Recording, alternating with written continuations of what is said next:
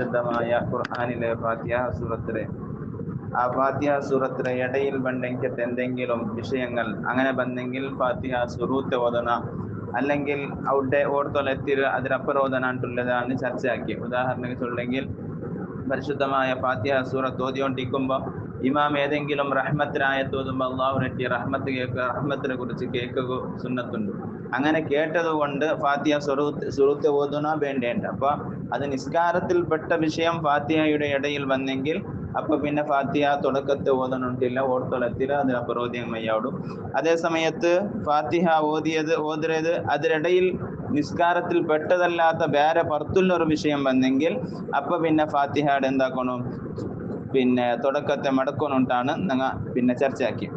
ഇനിയുള്ള വിഷയം എന്തിരുന്നെങ്കിൽ പരിശുദ്ധമായ ഈ ഫാത്തിഹ സൂറത്തിലെ ഇടയിൽ ഇതേപോലത്തത് ഒരു വിഷയം ബന്ത്, അതായത് ഞങ്ങളെ ഇമാം എന്താക്കിയിട്ട് ഓതിക്കൊണ്ടിരിക്കുമ്പോൾ ഇമാമുക്ക് അപ്പർ ഓതകെന്ത് കിട്ടില്ല. ആ കിട്ടാത്തതിന്റെ പേരിൽ മഅ്മൂമീങ്ങളായ ആൾമാർക്ക് ആർക്കെങ്കിലും എന്താക്കൊണ്ടു ഇമാമ് കിട്ടാത്തതിന്റെ പേരിൽ ചൊന്നു കൊടുക്കുക സുന്നത്തുണ്ട്. ആ ചൊന്നു കൊടുക്കുമ്പോൾ ആ ചൊന്നു കൊടുത്തത് കൊണ്ട് ഫാത്തിഹ സൂറത്ത് മുറിഞ്ഞിത്ത, അതായത് തുടരെയായിട്ട് സ്റ്റെപ്പ് ബൈ സ്റ്റെപ്പായിട്ട് ഫാത്തിഹ സൂറത്ത് ഓതണുണ്ടല്ലേ. അപ്പൊ അതിനിടയിൽ ഇങ്ങനെ ചൊന്നു കൊടുത്തത് കൊണ്ട് ഫാത്തിഹ ഓതിയത് മുറിഞ്ഞിത്ത, പിന്നെ തുടക്കത്തിൽ ഓതണ അല്ല ഓർത്തൊലത്തിൽ അവിടെ ഓതണുണ്ട് ഉള്ള ചർച്ച.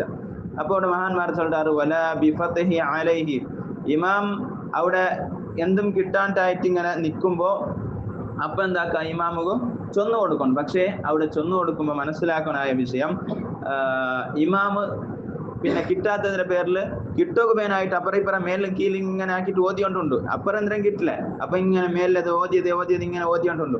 അപ്പൊ ചൊന്നു കൊടുക്കുക തീരാണ്ടാണ് മഹാന്മാർ പഠിപ്പാട്ടത്. പിന്നെന്താക്കണോ ഇമാമ് കിട്ടില്ല ചെന്നിട്ട് സൈലന്റ് ആയിട്ടില്ലെങ്കിൽ മാത്രമാണ് ഇമാമ് ചൊന്നു കൊടുക്കണേ.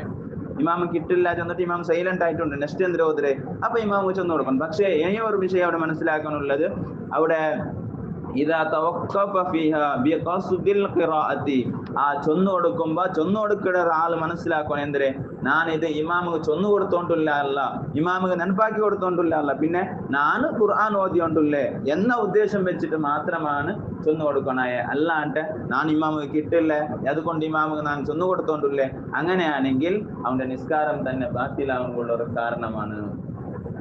അത് പ്രധാനമായിട്ട് മനസ്സിലാക്കാനായ വിഷയം. ചില എന്താക്കി എടുക്കുന്നെങ്കിൽ ഇപ്പൊ 3-4 സ്റ്റെപ്പ് പിന്നെ സഫെല്ലാം ഇന്നെങ്കിൽ ഒരു മൂന്നാമത്തെ സഫിലുള്ള ഒരു ബാലക്കാരൻ എന്താക്കിട ഇമാമുക്ക് ചൊന്നു കൊടുക്കണം. എന്നിട്ട് പുറത്ത് വന്നിട്ട് അവന് ചൊല്ലാ എന്തിനാ ചെന്നെങ്കിൽ അവിടെ എതിർത്ത് സഫിൽ ജന്മൂന്ന് മൈലാക്കന്മാർ ഇന്നാറ് പോവാ അങ്ങനെ സമയത്ത് ചൊന്നു കൊടുത്തില്ല, ഞാൻ ചൊന്നു കൊടുത്തേൻ. പക്ഷെ അത് അവന്റെ ഒരു പൊട്ട വിഷയമായിരിക്കും. കാരണം എന്താണെങ്കിൽ ഇവിടെ പ്രധാനമായിട്ട് നിസ്കാരം ബാത്തിലാവുന്നുള്ള ഒരു കാരണമുണ്ട്. കാരണം ഞങ്ങളെ ഉദ്ദേശം ഇമാം നിപ്പാട്ടുമ്പോൾ ഞങ്ങളെ ഉദ്ദേശം എന്തിനാ വേണ്ടേ, ഇമാമ് കിട്ടില്ല ഞാൻ ചൊന്നു കൊടുക്കണോ, അങ്ങനെയാണെങ്കിൽ നിസ്കാരം ബാത്തിലാവും. പിന്നെ ഞങ്ങളെ ഉദ്ദേശം കറക്റ്റ് ഫസ്റ്റ് ചേഞ്ച് ആക്കിക്കണം. അതായത് ഞാൻ ഇമാമ് ചൊന്നു കൊടുത്തോണ്ടില്ല അല്ല, ഞാൻ പരിശുദ്ധമായ ഖുർആൻ ഓതിയോണ്ടില്ലേ, അങ്ങനെയാണെങ്കിൽ മാത്രം അവിടെ ചൊന്നു കൊടുക്കണേ.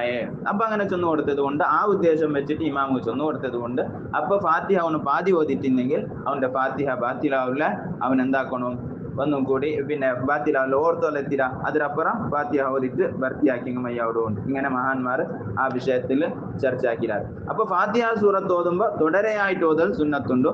എപ്പൊ നിങ്ങൾ ഫാത്തിഹ സൂറത്തിന്റെ ഇടയിൽ എന്തൊരു വിഷയം വന്ന് എപ്പൊ തുടക്കത്തെ ഓതണോ എപ്പൊ തുടക്കത്തെ ഓതണോ ഇല്ല ചെന്നിട്ടുള്ള ചർച്ചയാണ് ഇപ്പൊ നടത്തിയത്. പിന്നെ ഒരു വിഷയം എന്താ ചെന്നെങ്കിൽ പിന്നെ ഫാത്തിഹ ഓതിയോണ്ടുള്ള ഫാത്തിഹ ഓതിര ഇടയിൽ എന്തായിട്ടാണ് കുറച്ച് ഇതായിട്ട് ഒരു സംശയം വന്നത്.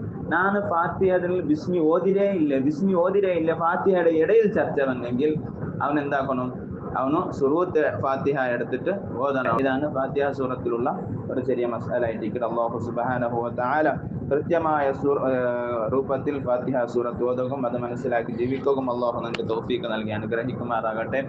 ഇലാ ഹളറത്തി സയ്യിദിനാ മുഹമ്മദിൻ സ്വല്ലല്ലാഹു അലൈഹി വസല്ലം. അൽ ഫാത്തിഹ. أعوذ بالله من الشيطان الرجيم. بسم الله الرحمن الرحيم. الحمد لله رب العالمين الرحمن الرحيم مالك يوم الدين إياك نعبد وإياك نستعين اهدنا الصراط المستقيم صراط الذين أنعمت عليهم غير المغضوب عليهم ولا الضالين آمين.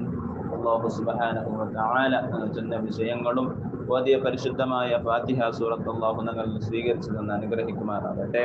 ഹബീബായ തങ്ങൾ ഉൾപ്പെടെയുള്ള എല്ലാ അമ്പിയാക്കൾ, സ്വാലിഹീങ്ങൾ, സുഹദാക്കൾ, സജ്ജനങ്ങൾ, ഔലിയാക്കന്മാരുടെ ഹദറത്തിലേക്ക് അല്ലാഹു എത്തിച്ചു കൊടുത്ത് അനുഗ്രഹിക്കുമാറാകട്ടെ.